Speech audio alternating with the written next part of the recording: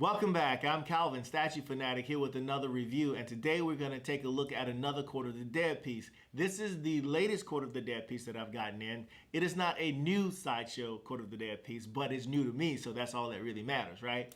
This is a statue of Gallevarbe, Death Siren. This is one of the initial statues that Sideshow released when they initially announced their Court of the Dead line, along with, I think, Cleopsis and a couple of other figures. There's a new version of Gallevarbe that they have on their website for sale now. She's a really cool piece. I like a lot of things about her, but when I was first thinking about collecting Court of the Dead statues, I wanted this piece, but I just decided not to collect any of those pieces at all. And as the line came out and as I started seeing reviews about these pieces and how cool they were, and they fit along the lines of the types of things that I like to collect, like dark fantasy, sci-fi, horror type stuff.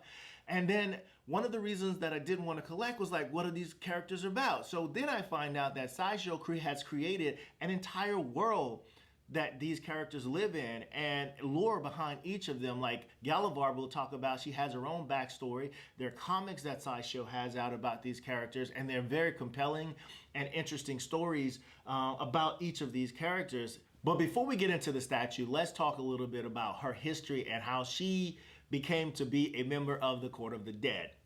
Gallevarbe was a mortal before she became a siren. And she was a spy for her people. She was planted deep behind Roman enemy lines, and her job was to gather intel so that her people could get from underneath the oppression that they were experiencing from the Romans. But it turns out that she was betrayed by her own people, and she was given up to the Romans. And once she was discovered, instead of allowing herself to be captured and her secrets possibly being revealed because she couldn't believe that her own people would betray her that way, she allowed herself to either be killed or thrown off the side of a cliff into the ocean. And as she was dying, a voice came to her and said that she could get another chance. And that voice happens to be the All-Taker. I reviewed this guy as well. Death himself. He said that she could get another chance, and she said, how do I do that? And he said, just say yes. So she said yes, and she was transformed into this siren you see here. Hence, she's Death Siren. The lore actually says that she's the eye of the queen because she's fiercely loyal to Gethsemane, and she's the hand of death. And that is how she became a member of the Court of the Dead. Because she was mortal, she is part of the fashion of the flesh from the Court of the Dead. And that itself has another lore and connotation to it. But that is a little bit about her history and how she became to be a member of the Court of the Dead. Enjoy the comics. It's a very good read. A lot of history about these characters, which is why I decided to collect them, because I could learn more about them. So now let's talk a little bit about the statue. The statue stands about 24 inches tall. It's about 12 inches wide and about 11 inches deep. It's a pretty big statue, so it'll take up a little room, but it's really vertical. It's not as wide. So if you move the shelves, it might actually fit in a detolf. I don't know, but that's not where I have it stored at. But let's talk a little bit about this sculpt and this design of this statue. I am absolutely blown away by the composition of this piece and how it's broken up and all the story. I would consider this more of a diorama because there is a lot going on with this statue. So we'll start at the top half, and I say that because the statue is really broken up into two halves and tells two different stories.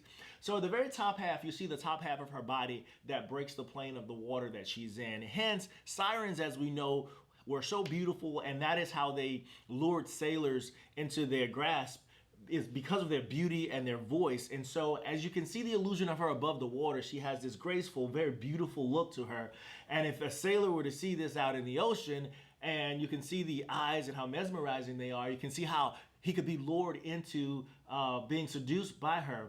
You can see as I turn it around, the sculpt of this, the top part of her is absolutely stunning. It's beautiful. Her hair, the braids, the type bead, type dread type things of her hair are really pretty. They're done really well. And her facial features are sculpted really well. As far as the eyebrows and this thing that's adorning her face, that's sculpting or framing her face, looks really well. Some type of crown or something like that looks really amazing. Just a very beautiful sculpt. And as you go down to her neck, you can see that there's this necklace that she's wearing that's holding these what looks like shells that have been split in half that are covering her breast. And I'll show you something in a little bit that's interesting too when it comes to the sculpt of this piece. All the way down to her arms, you see this ornament on her arms and everything that's sculpted. Now you can see remnants above the water of her mermaid type body, because you can see on this particular hand there's webbing on her hands. It's not actually a full human hand. It kind of looks like there's webbing. So back up to here, when we're talking about sculpting in detail, this piece here, these shells actually come off, revealing that Sideshow, the sculptors decided that they were going to sculpt everything. See what I'm saying? Anyway, just thought I might show that to you. Pretty cool, I think, anyway. So above the water, you can see all of that. And now, as we drop below the plane of the water, the world changes. We're in the ocean, the deep, and you can see here where she has captured several souls right here that are in various forms of decay, that she's lured them into her grasp, where she has these tentacles that are coming from her fins that have actually captured these particular sailors, I guess it is. And you can see the hideousness of their face. And I mean, it's just really grotesque in a sense and beautiful at the same time in terms of how well it's sculpted, the detail and the composition of it. And her fin continues all the way down to the bottom of the ocean. So it looks like this is really giant creature here. And even here, you can see there's a sailor here, or a person that has been captured there. And this entire base is just filled with souls and people that she have captured as she does death's bidding. And I guess this really fits into what we know about mermaids to be these very beautiful characters that give the appearance of such beauty, but yet they're these vicious and vile characters in mythology. And this depicts that really well. And as I turn it around, you can see sort of this coral reef, or it looks kind of like some type of coral reef there. And her tentacles and from her fin goes all the way down where she's grasping all of these souls. It's a really, really interesting, intricate piece. Here, there's these almost like, I don't know, catfish type fins that are coming off the side of her body. Man, this is just really, really dope piece. I love it. I love it. It's fantastic. And this is one of the reasons why I wanted to get this one instead of the new Gallevarbe, because there's a lot going on with this piece. And it's the one that captured my attention and imagination from the first time that it was released. So as we go back up to the overall statue, we talked about the sculpt and the design. As you can see, it's just incredible. Even her body, you can see here where there's these wounds into her flesh all over here that's sculpted with various tones. And as I say tone, let's talk a little bit about the paint application. Well, before I say that, another thing where it breaks the plane and you see below the water, you can see where her hand has completely transformed into the same decay and hideousness that is the bottom of the water. It's just pretty amazing. So as far as the paint application of this is concerned, it's a really, really great job that's done. There's a couple of things that I'm going to point out that I did not like. At least one thing that I'm going to point out that I don't like. But for the most part, the paint application all over this is done really well. So let's start below the water again. Now, if you can imagine looking through an aquarium or a fish tank or something like that, it gives you that feel and that look. You can imagine this being underwater. It looks that way. It's painted that way. It's shaded that way. It looks fantastic all around. Now, if you go above where her body breaks the plane of the water, again, very nicely done paint job. There's tinges of color in her hair, of green and like turquoise of some type color. It looks just really amazing. And as I look at the ornaments that are on her body that are painted, like there's a silver on here, and it's done really well. A couple of areas where the paint kind of touches that, but it's just going to happen sometimes, but it's nothing that takes away from the statue. In fact, I only noticed it as I'm talking right now that I can see that, because I looked earlier and I didn't see anything like that.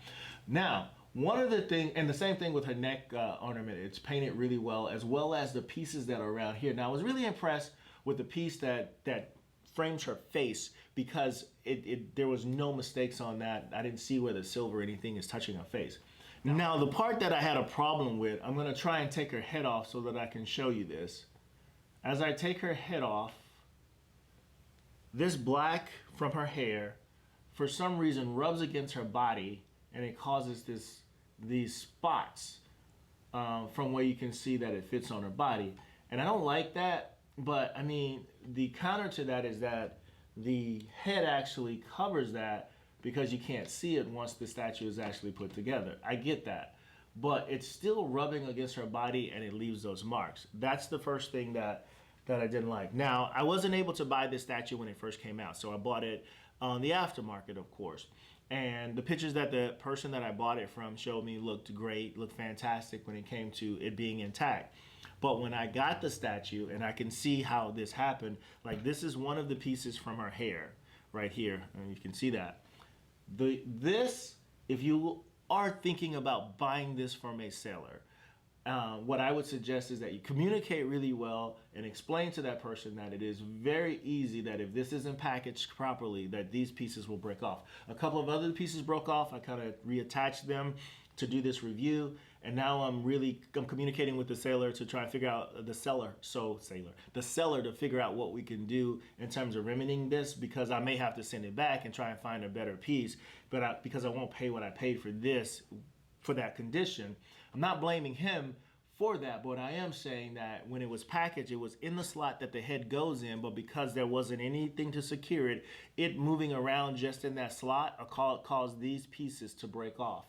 And I hate that happened, and hopefully we can fix that. But other than that, those are the things that were a problem with the statue. But overall, it's just such a beautiful piece. I really want this, and I want to be able to fix that about this.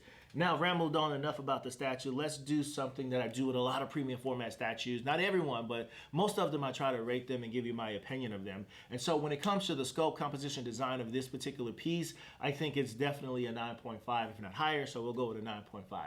When it comes with the paint application, a fantastic job with the paint application.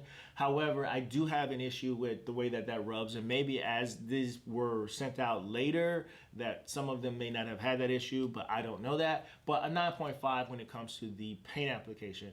Now, when it comes to the packaging of the piece, I'm going to say 9.5 for a couple of reasons, and that is because these pieces here from Sideshow tend to have very small packaging and very small boxes. I'm not sure why they can't do that with other pieces this way. And the box is storable, so a 9.5 is not this monstrosity that some of the other boxes are. And then when it comes to the value, now I'm going to rate this based on the value from when it came out. Now, just a few years ago when this came out at $3.99, I think that was a really huge value. So I'm going to give that a 10, considering any 24-inch statue with this type of design and detail in it is not going to cost that. And for the latest Quarter of the Dead pieces, because Sideshow has seen, I'm assuming, and this is speculation, they have seen how well these pieces have done. They're not offering any of these pieces at $3.99 anymore either. The one that I got, for example, the All-Taker was $600. So no, the $400 price point is a thing of the past. But because this is what this piece was offered at, and those of you who got this piece at that price, congratulations, and I do think that is worth a 10, bringing the overall rating of this statue to a 9.6. And that is going to conclude my review of Gallevarbe, Death Siren from Sideshow's Court of the Dead collection.